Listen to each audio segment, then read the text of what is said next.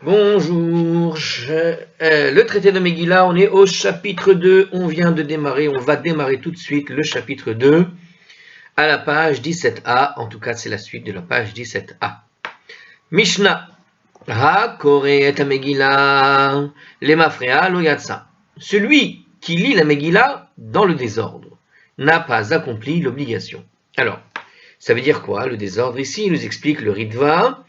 C'est-à-dire qu'il a lu les mots des versets ou des chapitres de la Megillah dans le désordre. Bon, alors pourquoi il va faire ça, je ne sais pas, mais il nous dit, si on le lit dans le désordre, il n'est pas quitte de l'obligation. Kera'a alpe, s'il l'a récité par cœur, Kera'a targum bechol lashon, ou bien il l'a lu en targum, c'est-à-dire en traduction, une traduction, alors ici il nous dit une traduction en araméen en particulier, et a fortiori donc n'importe quelle traduction, dans toutes les langues, dans n'importe quelle autre langue que l'hébreu, lo yatsa, il n'a pas accompli son obligation. Alors il nous dit ici, ceci s'applique en commentaire, ceci s'applique aussi à celui qui ne comprend pas la langue dans laquelle la Megillah a été lue. Selon certains Rishonim, cela s'applique aussi à celui qui comprend la langue dans laquelle la Megillah a été lue, mais qui comprend également l'hébreu. Alors, qu'est-ce qu'il veut dire par là? Ceci s'applique à celui qui ne comprend pas la langue dans laquelle la Megillah a été lue. Bon, alors c'est bizarre, parce que de toute façon, ça voudrait dire qu'il faudrait parler l'hébreu pour pouvoir être quitte de la Megillah. Selon certains Rishonim, ça s'applique à celui qui comprend la langue dans laquelle la Megillah a été lue, mais qui comprend également l'hébreu. Bon, on verra après. On peut se poser la question suivante. Pourquoi le Tana a-t-il mentionné séparément le Targum, celui qui se fait en araméen, et ne l'a-t-il pas simplement inclus dans toute catégorie générale de langue que l'hébreu? En gros, il faut le lire qu'en hébreu. Le Touré Even répond que si le Tana n'avait pas mentionné spécifiquement le Targum, on aurait pu penser que la Megillah pourrait être lue en Targum, car celui-ci est considéré comme une langue plus sainte que les autres. Le Targum est plus saint que les autres. Donc on aurait pu imaginer que le lire en araméen était bon. D'ailleurs, on avait vu qu'il y avait quelques mots araméens à l'intérieur. Aval, Korinota, Lalorazot, Belaraz, mais on peut lire la Megillah dans une langue étrangère, c'est-à-dire autre que l'hébreu, pour des étrangers. Ça veut dire des gens qui ne comprendraient pas cette langue. On peut éventuellement faire une lecture, avec des gens qui ne comprennent pas. Nous dit la Mishnah. Alors il nous précise en commentaire, des étrangers peuvent écouter la Megillah dans leur propre langue à condition qu'elle soit lue à partir d'un rouleau écrit dans cette langue. Celui qui lit à partir d'un texte en hébreu en le traduisant simultanément dans une autre langue ne s'acquitte pas de son obligation car ceci revient à lire par cœur, nous dit ici le texte ici.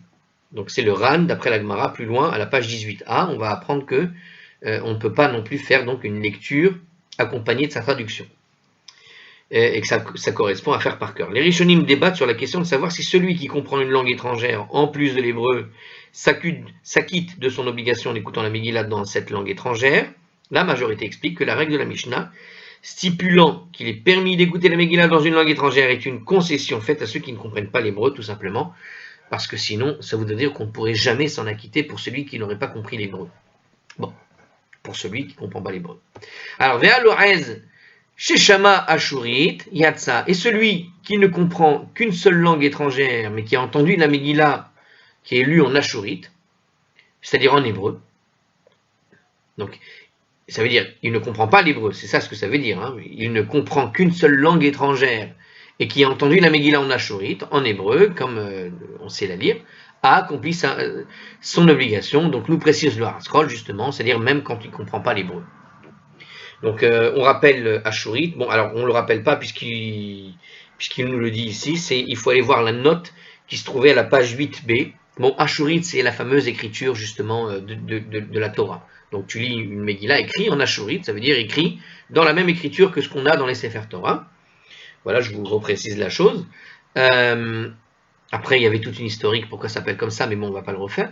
Donc il a accompli son obligation, il nous donne ici, il nous explique en fait, alors en hébreu, vous savez, voilà, là il nous explique, im kiven libo yatsa ve'im lo ve'im lav yatsa, etc. Le mot yatsa en hébreu, tout simplement, veut dire en général, il a accompli son obligation, qui veut dire sortir. Il est sorti de la mitzvah, c'est bon, il a fini quoi. qualifie en général de manière minimale, la manière minimale de s'acquitter de la mitzvah. Mais ce n'est pas la manière dont on est censé accomplir la mitzvah a priori, les khatrila. Donc quand on dit yatsa, tu as fait le minimum, Bediavad, mais c'est pas les khatrila. D'accord? Cependant, la lecture de la Megillah en hébreu, même pour ceux qui ne comprennent pas l'hébreu, est considérée comme une bonne façon d'accomplir la mitzvah. Donc l'expression yatsa, il a accompli, son obligation n'est employée que par cohérence linguistique avec l'expression lo yatsa, quand on dit qu'il n'a pas accompli son obligation utilisée dans la première partie de la Mishnah. Donc effectivement, le mieux évidemment c'est de parler l'hébreu, en gros ce que nous dit ici ce commentaire du Ritva, mais on nous explique ici qu'on a donné l'idée d'être acquitté par la mitzvah, juste pour nous faire comprendre que par rapport à l'idée de on n'est pas acquitté. Depuis tout à l'heure, comme on a dit on n'est pas acquitté, on n'est pas acquitté. Donc Yatsa vient nous dire ça, a priori que on a accompli en fait la mitzvah. En fait, non, ce que vous nous dire ce commentaire, c'est qu'on a accompli la mitzvah complètement. Il n'y a pas de doute là-dessus. C'est juste que l'expression Yatsa en général veut dire on est quitte au sens où tu as fait le minimum. Mais là, en réalité, tu as fait vraiment la mitzvah complètement, même si tu ne comprenais pas l'hébreu. Et le Ritva a bien précisé pourquoi on a utilisé l'expression Yatsa, qui veut dire juste que tu as fait le minimum, alors qu'en réalité tu as fait le maximum même quand tu ne comprends pas l'hébreu, pour nous expliquer ici que c'était en comparaison avec les autres, c'est-à-dire que c'est dans le sens de la phrase. Comme depuis tout à l'heure on dit lo Yatsa, lo Yatsa, lo Yatsa, donc là pour le coup tu es Yatsa, ça veut dire que tu es Yotse, c'est-à-dire que tu as fait l'obligation comme il fallait. Mais c'est vrai qu'en général, quand on dit Yotse, ça veut simplement dire que tu as fait le minimum, mais là, c'est pas ce que voulait dire le texte, c'est juste que par rapport à la sémantique qui a été utilisée pour rédiger les fois où on n'avait pas accompli la mitzvah, on a utilisé le terme Yatsa pour nous expliquer que là, tu l'as accompli complètement. C'est juste que c'est un terme qu'en général, voilà, on a expliqué, on va refaire ça 3 fois, c'est pas la peine. Donc, vous avez compris, j'espère. Hein, je répète, Yatsa signifie en général une obligation que tu as accomplie de manière partielle, en quelque sorte. Ça va, mais c'est pas le mieux. Mais ici, ça veut dire que ça va complètement. C'est juste qu'on a utilisé l'expression par rapport à la sémantique de la phrase. Très bien. Alors, Karea Sirugin Umitnamenem Yatsa. Alors, on continue justement à cause de ce mot Yatsa, Yolo Yatsa. Alors, on y va. S'il l'a lu de manière discontinue, ou bien qu'il l'a lu à moitié endormi, eh bien, il a accompli son obligation. Alors, qu'est-ce que ça veut dire de manière discontinue? Il a fait des pauses, ça veut dire. C'est-à-dire, il lit une partie de la Megillah, fait une pause, puis reprend la lecture et en fait encore une pause, nous dire agit. On peut très bien imaginer une pause à cause d'un certain nom qui a été prononcé dans la Megillah, qui s'appelle Amal, et les crécelles qui font du bruit, les gens tapent les pieds, et donc on est obligé de s'arrêter pour que les gens soient bien sûrs d'écouter chaque mot. Eh bien, donc, quand on a lu de manière discontinue, nous dit la Mishnah, on a accompli l'obligation. Moitié endormi, alors, moitié endormi, c'est dommage. Qu'est-ce que ça veut dire? Alors, voilà, le commentaire nous explique que ce sera expliqué à la page 18b. On continue. Il a accompli son obligation, on a dit, Haya Kotva Dorsha ou Magiha, celui qui était occupé à écrire une Megillah, où il a commencé une Megillah, où il a corrigé une Megillah. D'accord? Donc, Haya, Kodva, Dorsha ou Magia. Donc, il était en train de l'écrire, il était en train de la commencer ou il est en train de la corriger. D'accord? Et de cette manière-là, comme il est en train de le faire, en direct, il est en train de prononcer chaque mot. Donc, on est pendant Purim. Ikiven libo yatsa. S'il a dirigé son esprit pour ça, alors il accomplit son obligation. Ça veut dire qu'il est quitte de la mitzvah, il a fait la mitzvah de Purim, de l'écoute de la Megillah, puisqu'il l'a écrit et il était en train de prononcer les mots en même temps. S'il a pensé en même temps s'acquitter, il est quitte, ve'imlav lo yatsa. Mais si jamais il n'a pas dirigé son esprit dans ce but-là en même temps, eh bien il n'a pas accompli l'obligation. Alors il nous explique ici un commentaire un peu long. On y va, il y a une question qui est posée sur ça justement. Les sages du Talmud en fait discutent du fait que mitzvah tzrichot kavana, est-ce que oui ou non, les mitzvot requièrent une intention ou non? Alors, on a vu cette question-là dans Ta'anit, ou dans Rosh Hashanah carrément même, à propos de la sonnerie du chauffard. Et je me rappelle là-bas que je crois que Rava, on va voir s'il le dit, est-ce qu'il le dit d'ailleurs ici, attendez. Je sais qu'il n'y en a que un, dans tous les commentateurs, dans la Mishnah elle-même, qui disait que quand tu n'as pas dirigé ton intention de t'acquitter, si tu écoutais par exemple le chauffard de loin, quelqu'un il sonne pour s'entraîner même, mais toi tu n'avais pas prévu de l'écouter, quand bien même tu aurais été acquitté. Mais il y en a qu'un qui pense comme ça. Les autres, en général, ils disent non, non, non, il faut mettre la kavana. Et encore, il faut que tu dises à lui de sonner pour toi ou que toi tu sonnes pour lui. Enfin, il faut qu'il y ait un accord, un échange entre l'un et l'autre. Mais il y en avait un qui disait que c'était possible. Alors là, ici, on est dans ce contexte. Donc, c'est ce que veut nous dire ici le commentaire. Il y a donc cette discussion en général dans le Talmud pour savoir si oui ou non certaines mitzvot, ou les mitzvot en général, requièrent ou pas l'intention, la kavana. Ça veut dire, celui qui accomplit une mitzvah est tenu d'avoir conscience que son acte constitue l'accomplissement de la mitzvah, ou est-ce que le simple fait d'avoir fait la mitzvah, l'acte, sans intention est suffisant? Par exemple, imaginez, quelqu'un il donne une tzedaka. Voilà, il a de l'argent, il donne l'argent comme ça. Mais il n'a pas conscience qu'il donne l'argent, par exemple. Est-ce qu'il a fait la tzedaka? Voilà, il donne un argent, mais il n'a pas conscience que c'est une mitzvah qu'il accomplit, par exemple, en donnant l'argent. Est-ce que oui ou non, il a accompli la tzedaka ou pas? Ou il a juste perdu son argent, entre guillemets, on pourrait dire ça. Quelqu'un, il se lave les mains pour manger du pain. Donc voilà, il se lave les mains. Se laver les mains, c'est une mitzvah de la Torah. Si je me lave les mains, est-ce que oui ou non mais je n'ai pas prononcé la bénédiction de la mitzvah. Donc, j'avais pas la kavana de me laver les mains. Mais je me suis lavé les mains. Est-ce que oui ou non, lorsque je vais manger le pain en ayant lavé les mains, je considère que mes mains ont été lavées comme le veut la halacha ou pas? Imaginons, je l'ai fait vraiment comme la halacha, 1, 2, 3, 1, 2, 3, etc. Mais je n'ai pas pensé que je faisais la mitzvah. J'ai juste lavé les mains et j'ai mangé. Est-ce que oui ou non, je suis quitte ou pas de la mitzvah? Est-ce qu'elle est comptabilisée par Dieu ou pas? Voilà, ce genre de cas-là. Alors, l'explication de l'obligation mentionnée par la Mishnah de diriger son esprit vers ça dépend de ces deux points de vue. Selon ceux qui vont soutenir que mitzvah tzrichot kavana, qu'une mitzvah requiert une intention, les mitzvot requièrent l'intention, on a besoin d'une kavana pour faire la mitzvah.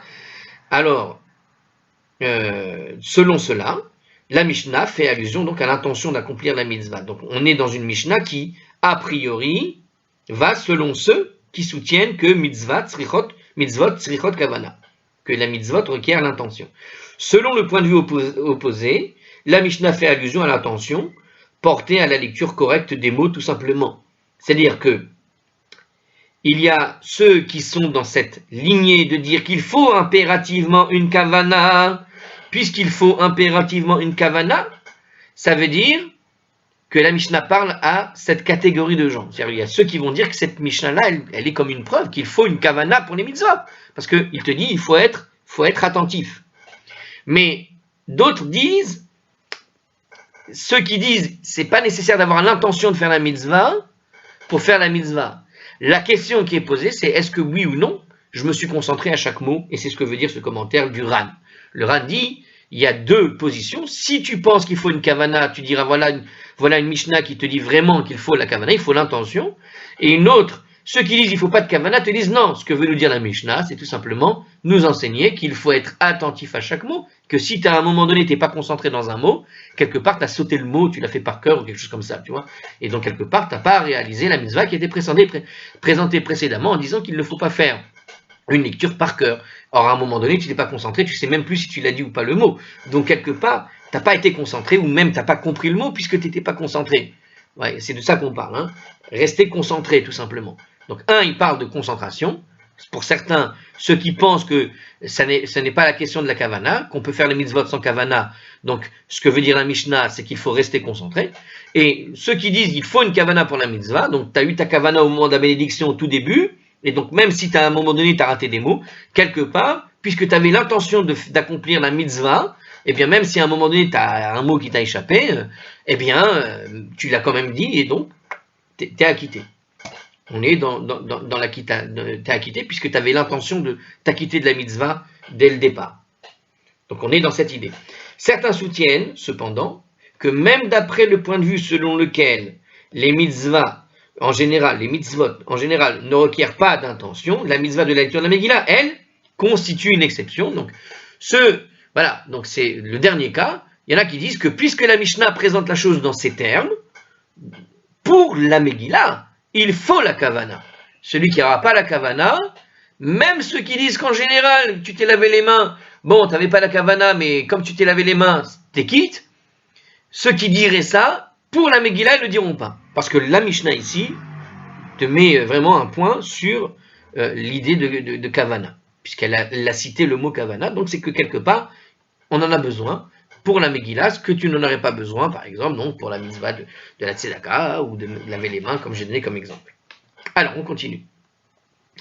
Ça, c'était notre commentaire. Alors, la Mishnah finit, enfin la deuxième partie de cette Mishnah, elle dit la chose maintenant, quels matériaux on a besoin d'utiliser pour l'écriture d'une Megillah. Alors, il nous dit comme ça, Haïta ketuva, besam, uvsikra, uvkomos, uvkankantom. Si on a écrit avec du sam, ou du sikra, ou du komos, ou du kankantom, Alaniar vers la diphtera. Ou bien si elle a écrit sur du neyar ou de la diphtera. Donc ici apparemment on a une liste de matériaux. Hein. Lo yatsa, on n'accomplit pas son obligation. En commentaire il nous dit qu'on va expliquer tout ça à la page 18b-19a, donc un peu de patience. Al shetehe ketuva ashurit al sefer ou vidéo. Alors donc, tant que tu as écrit sur toutes ces matières en quelque sorte, ça, tu n'as pas accompli ton obligation, même si tu as récité la Megillah, jusqu'à ce qu'elle soit écrite de manière ashurite, donc avec l'écriture ashurite, comme on va réexpliquer ou expliquer déjà, à la page 8b. Hein. Alors, la Mishnah spécifie une écriture ashurite car seule une Megillah écrite en hébreu avec une calligraphie ashurite est valable pour tous, y compris pour ceux qui ne comprennent pas l'hébreu. Ceci diffère d'une Megillah qui avait été écrite dans une autre langue, elle qui n'est valable que pour ceux qui comprennent cette langue, comme on va le voir à la page 19a et qu'on avait déjà vu aussi déjà à la page 8b, hein, il me semble. Selon certaines autorités, cependant, ce passage de la Mishnah enseigne que toutes les Megillot, même celles écrites dans d'autres langues, doivent être écrites en calligraphie ashurite, nous dit le Tosfot Yom Tov. Donc il faut tout de même de l'ashurite dans le texte de la Megillah, même si tu le faisais dans une autre langue. Je ne sais pas comment tu écrirais en ashurite sur une Megillah en autre langue, mais bon, parce que ashurite, c'est vraiment les belles lettres en hébreu qu'on connaît du Sefer Torah. Comment tu fais en une autre langue? Ah, ça voudrait dire une espèce de phonétique en hébreu, que tu lirais, comme ça s'écrit le yiddish. Le yiddish s'écrivait exactement en lettres ashurites, hein, plus ou moins, donc les lettres hébraïques. Donc imaginons un texte écrit en yiddish, mais avec les lettres hébraïques. Donc le yiddish, c'est un mélange d'allemand. Donc par exemple, en hébreu moderne, si tu faisais une sorte de traduction en hébreu moderne qui contient des fois des mots anglais, des mots russes, des mots de toutes sortes d'origine, même français des fois, eh bien, ce texte pourrait être kasher si tu l'écrivais par exemple avec l'écriture ashurite, si c'est cette langue-là que comprennent les gens de la génération, par exemple. Bon, alors, je précise la fin de la Mishnah, donc on n'avait pas le droit à aucune matière, sauf si tu l'écris donc en ashurite, et évidemment, sur du parchemin, ce que disait la fin de la Mishnah, sur du parchemin et avec de l'encre noire. Évidemment, c'est-à-dire, pourquoi évidemment? C'est l'écriture comme le Sefer Torah, quoi. Alors il précise ici, c'est une encre qui conserve sa couleur une fois appliquée sur le parchemin, nous explique le Tiferet Israël. Les exigences de base pour la fabrication de cette encre sont discutées dans Orach Chaim 32.3, etc., ou dans Mishnah Brura et Biur Halacha, etc., là-bas. Donc, quand on parle d'une encre noire, c'est pas n'importe laquelle, c'est une encre noire qui a un certain nombre d'exigences, et il existe tout un tas d'endroits où on va discuter de cette encre, mais je ne crois pas que ce soit dans la Gemara qu'on va discuter de ça ici. Alors, la Gemara pose la question, maintenant. Donc, on a lu la Mishnah, on avait parlé, celui qui lit la Megillah dans le désordre n'a pas accompli l'obligation s'il récite par cœur, ou s'il le fait dans n'importe quelle langue, sauf que autre que l'hébreu, etc., qu'il comprenne, qu'il ne comprenne pas. Bon, on a donné toutes ces règles. La Gemara pose la question générale. Mais d'où est-ce qu'on sait tout ça? De quel passage de la Torah on sait qu'il faut faire une lecture de la Megillah, par exemple, puisqu'on a commencé par le désordre, d'où on apprend de la Torah que quand on lit la Megillah dans le désordre, on n'a pas accompli l'obligation. Et d'ailleurs, je vais vous dire une chose. Plusieurs fois, c'est une vraie question qu'on pourrait poser, plusieurs fois, les commentateurs nous expliquent que la Torah n'est pas écrite dans l'ordre. C'est-à-dire dans l'ordre chronologique. Il y a un ordre dans la Torah, mais l'ordre de la Torah elle-même, souvent, il y a des passages qui forment une forme d'anachronisme, au sens où il y a, par exemple, le passage des 40 ans dans le désert, avant même que ne démarre la faute qui va les amener aux 40 ans. Hein. Par exemple, dans le Sefer de Shemot, lorsqu'il y a le passage de la manne, pour vous donner un exemple, au niveau de la manne, le texte nous dit que pendant 40 ans, les Juifs vont manger la manne. Mais ce passage des 40 ans dans le désert, d'où on sait qu'il va y avoir 40 ans dans le désert, c'est seulement après, lorsqu'ils vont fauter, avec leur réticence à rentrer en terre d'Israël avec la faute des explorateurs. Or, la faute des explorateurs arrive bien après dans le récit, bien après dans le récit de la Torah. Et donc, la punition qui accompagne la faute des explorateurs arrive bien plus tard. Or, voilà que le passage de la manne juste après la mer Rouge, on nous dit, dès le départ, à peine ils ont sorti de l'Égypte, qu'ils vont rester 40 ans dans le désert et qu'ils vont y manger la manne. Donc on a bien un événement anachronique qui ne correspond pas à ce qu'on va savoir plus tard, au niveau de la sortie lorsqu'il va y avoir justement, quand ils vont arriver devant donc, de la faute des explorateurs, qui est le résultat de la faute des explorateurs. Hein. Les 40 ans dans les airs, c'est le résultat de la faute des explorateurs. Les explorateurs n'arriveront que beaucoup plus tard dans le récit. Donc, la plupart des rabbinim nous disent tout le temps que la Torah ne s'écrit pas, c'est pas un texte d'histoire, il y a des moments où la Torah ne suit pas une chronologie claire. Et il y a des choses qui arrivent dans le futur qui sont posées avant, et des choses qui arrivent qui sont posées dans le passé, qui sont posées plus tard dans certains récits du futur, du point de vue de la chronologie de la Torah elle-même. Donc ça pose, en tout cas moi je pose la question, pourquoi pas alors dans la Megillah lire dans le désordre. Alors la Gemara nous répond tout de même, Amar Rava. Donc c'est une question que j'ai posée, j'aurais pas la réponse, mais la Gemara pose la question, Amar Rava. Rava nous dit, bon, je vais donner une réponse quand même, parce qu'il y en a quand même une qu'on peut réfléchir. La Torah, ce qu'on a est un résultat fini. C'est-à-dire, le résultat fini, s'il est lu dans le désordre, c'est là qu'il y a ce qu'on appellerait un désordre, une mauvaise manière de la lire. Donc, on la lit dans l'ordre, en fait, la Torah, hein, quand on lit une paracha, mais la paracha qui est rédigée dans un autre ordre, c'est une autre question, ce n'est pas le débat. Le débat, c'est comment tu dois le lire. Il y a des raisons pour lesquelles on écrit en avance certains passages, et certains passages un peu plus tard, et ces raisons-là font partie on pourrait dire, du moussard qu'on doit tirer, et de la leçon, aussi bien que de la loi, qu'on doit tirer lorsqu'on lit le texte, dans l'ordre dans lequel on nous a écrit la Torah elle-même. Donc c'est une leçon à tirer là-dessus. En tout cas, ça fait partie du jeu de la lecture de la Torah. Et lire la Torah dans le désordre, par exemple en lui rendant un ordre chronologique pur, ce serait par exemple une erreur. Donc, puisque la chose a été faite exprès de mettre dans le désordre, et on veut que tu en apprennes des choses. Donc il ne faut pas lire dans le désordre, dans l'ordre dans lequel le texte a été posé tout simplement. Voilà une réponse à une question que j'ai posée. Bon, allez, voilà. C'était simple. On passe à la suite, un petit enregistrement avant quand même. On y va. Amar Rava. Rava a dit, à propos donc de section, d'où est-ce qu'on a appris tout ça donc? De Amar Kera, Kirtavam vechizmanam. Il est écrit dans le verset, car on est toujours dans la Megillah, hein, dans Esther chapitre 9, verset 27. Donc voici le verset en entier. Je vous donne le verset en entier et je vous précise les mots. Alors, Kiyemu vekibelu hayehudim alehem ve'alzaram והכל הנלווים עליהם, ולא יעבור להיות עושים את שני הימים האלה, כרתבם וחזמנם, ce sont les deux mots qui nous intéressent, בכל שנה ושנה. Donc les Juifs confirmèrent et acceptèrent sur eux-mêmes et sur leur postérité, et sur tous ceux qui pourraient se joindre à eux, de célébrer sans faille ces 2 jours, conformément à leur écrit, et en leur temps chaque année. Donc les deux mots que cite Rava, ce sont ces deux-là, c'est-à-dire conformément à leur écrit, et en leur temps.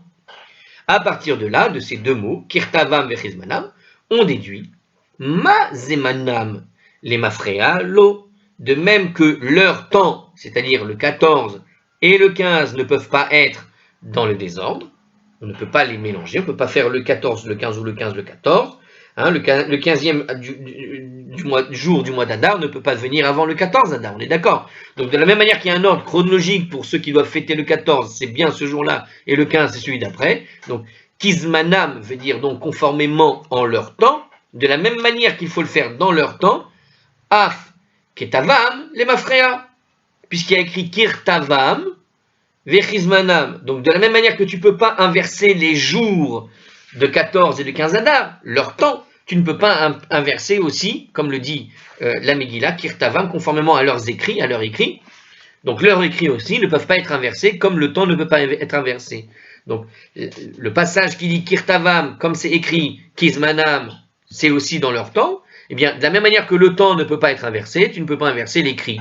Donc, il nous dit comme ça, dans les termes de la Gemara, mazmanam les mafria lo, af kirtavam, ketavam, les mafria lo, ketavam, les mafria. Donc, de même, leur écriture ne peut pas être lue dans le désordre, tout simplement. Donc, voilà. Alors, la Gemara n'est pas d'accord. Midekeria ketiva acha, mais quand il y a écrit kirtava mechizmanam, est-il écrit lecture ici dans le verset? Est-ce qu'on a dit la lecture pour que tu déduises une règle concernant la lecture de la Megillah? On parle de quoi? Asiya ketiva. En réalité, c'est une célébration qui est écrite dans le verset. Le verset nous parle de la célébration, de la fête, qui ne doit pas être touchée dans ce qui est écrit dans le verset. La Gemara fait une différence entre la célébration et la joie de Purim qui est désignée par la Asiya, la célébration du miracle, et la lecture de la Megillah qui est désignée par une Zechira, la commémoration du miracle. Donc, ce qui ne doit pas être délogé de son temps, c'est le moment de lire la Megillah, en quelque sorte, mais pas le contenu de la Megillah. L'ordre ici de la Megillah n'est pas la question du verset. La question du verset, c'est le temps de la célébration. Asiya ketiva, c'est écrit, c'est la célébration elle-même qu'il ne faut pas inverser. Dirtiv liot osim et shene hayamim, comme il est écrit dans la suite du verset ou ailleurs, afin de célébrer ces 2 jours conformément à leurs écrits en leur temps. Donc c'est le verset qu'on a cité, c'est le même verset, afin de célébrer, liot osim, afin de faire les 2 jours, kirtava mechizmanam. Donc afin de célébrer ces 2 jours-là, conformément à ce qui est écrit, donc, et au temps qu'on a fixé. Donc, dans ce verset-là, tu ne peux pas faire la déduction que tu as fait sur Kirtavam Kizmanam, parce que Kirtavam Kizmanam, le sujet dont il est question, c'est tout simplement le temps de la célébration, et non pas comment tu vas la lire en particulier. Ah, on continue. L'Agmara propose alors une autre source. Elle a posé la question, c'est pas complètement réfuté, mais on est obligé de trouver une autre source, et la Meacha. Mais en réalité, dit plutôt ceci. Dirtiv ve'ayamim ha'ele nizkarim ve'narasim. Parce qu'il est écrit, en ces jours seront commémorés et célébrés. Donc, Zichronam, on a vu tout à l'heure que le terme de Zichronam, c'est ce qui fait allusion à la lecture. Zichronam, en général, veut dire se rappeler. Or, ici, on a parlé de l'écrit lui-même, et qui est relié à l'idée de Asiya. Mais qu'est-ce qu'il est écrit un peu plus loin? Alors, il est écrit ça au chapitre, le même 9, verset 28. Il est écrit Vehayamima ele nizkarim venarasim. Il est écrit en ces jours seront et commémorés et célébrés. Donc il faut les commémorer, c'est-à-dire faire la lecture et faire la célébration. On voit que la commémoration et la célébration, c'est-à-dire la lecture et la célébration, sont collés. Itkash zechira le asiya. Donc de la même manière que commémoration est comparée à la célébration, ma'asiya le mafrialo. Alors de même que la célébration ne peut pas être accomplie dans le désordre, comme on vient de l'expliquer avec l'objection sur ce que disait Rava, Av zechira le mafrialo. La commémoration également, donc l'ordre de la lecture de la Megillah ne peut donc pas être accompli dans le désordre. Voilà. Eh bien, on a bien expliqué, je pense. On continue. Alors, la Gemara va nous citer une braïta qui énumère d'autres cas où une lecture dans l'ordre est exigée. Tana, le Tana a enseigné Vechen behalel. Il en est de même avec le Hallel. Le Hallel, on ne peut pas le faire dans le désordre, nous dit ici ce passage. Le Hallel, c'est-à-dire la louange qui est constituée des psaumes 113 à 118 et récitée à Pessah, Shavuot, Sukkot, Hanouka et Rosh Chodesh. Voilà. Les autorités débattent de la question de savoir si oui ou non cette règle s'applique seulement à la lecture des mots et des versets du Hallel dans le désordre, ou bien si elle concerne aussi la lecture des paragraphes. Je pense que ça ne s'applique pas, puisqu'on s'amuse beaucoup pendant le texte à faire une manière de le chanter les choses. Bon, je ne sais pas, on va voir. Alors, Vechen Behalel, en tout cas le Tana enseigne, il en est de même dans le cas du Hallel. Donc on ne peut pas le faire dans le désordre. Vechen Bikriyat Shema ou Vidfila, et c'est la même chose dans le cas de la récitation du Shema ou du Shmoné Esrei.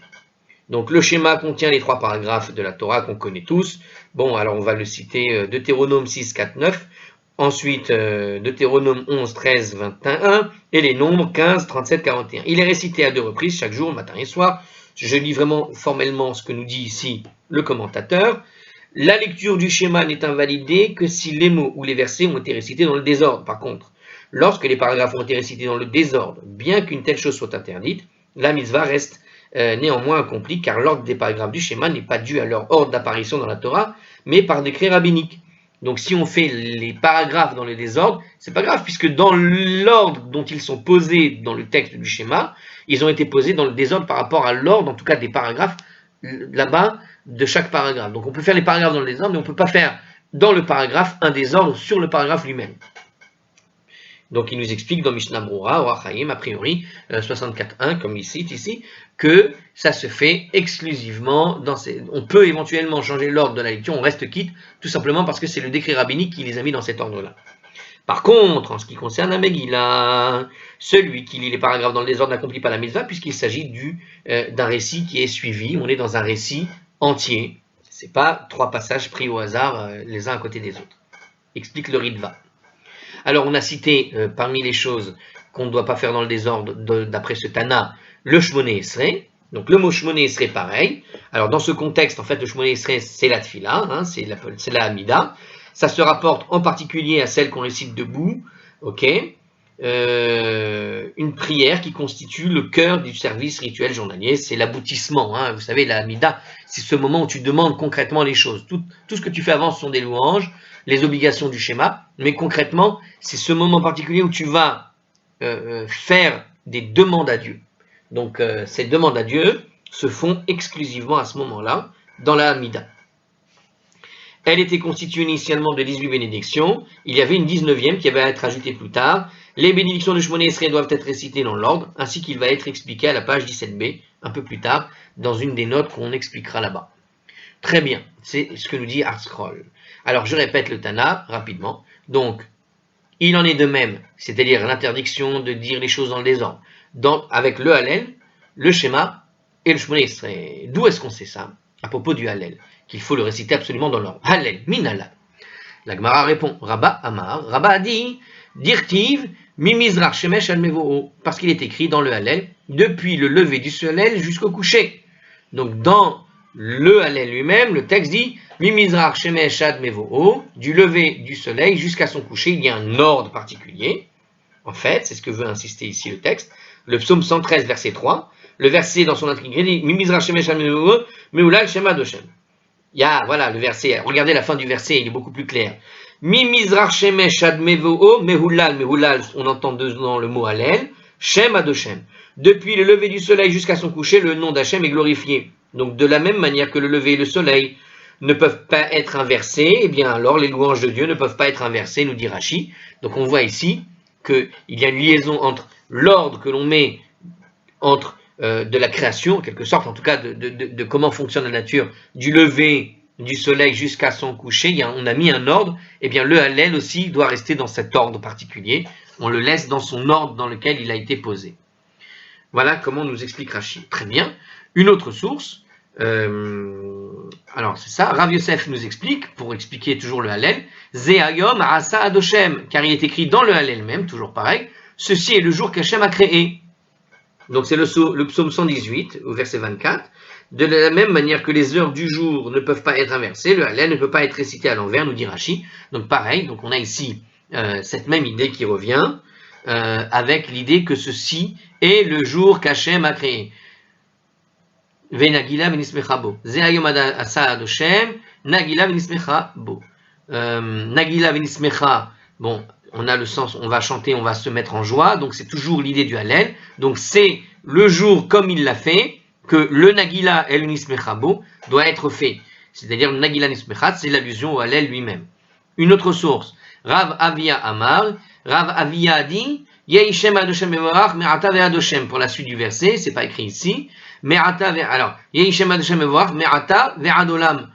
Alors ici l'allusion au Hallel c'est Mevorach, parce qu'il est dit dans le Hallel, le nom de Hachem sera béni, mais qu'est-ce qu'il y a écrit? Me'ata ve'ad olam, dans la suite du verset. Donc dans la logique, alors, c'est pas ce qu'il dit ici. Alors il dit ici, le mot Yehi, dans Yehishem Adoshem, implique qu'il demeurera toujours tel quel. C'est-à-dire que la louange de Dieu et sa bénédiction devront toujours être dans le même ordre, nous dit Rashi. Mais on peut suivre la même logique qu'on a présentée précédemment, avec la suite du verset. Yehishem Adoshem Mevorach. Donc ici, Mevorach, le nom d'Hachem sera béni, c'est le Hallel.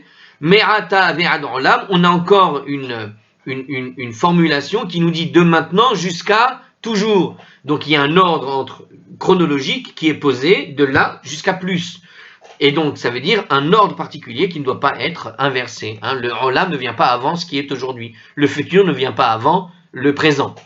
On va donc du présent jusqu'au futur, on pourrait traduire.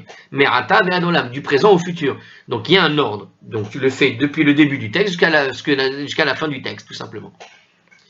Donc on peut l'expliquer comme ça, et ça reviendrait à expliquer exactement de la même manière les trois propositions, parce que c'est la même logique qui est utilisée ici. Mais Rashi l'a expliqué un petit peu autrement. Il le place sur le mot yehi. Yehi, ça veut dire que ça demeurera toujours comme ça.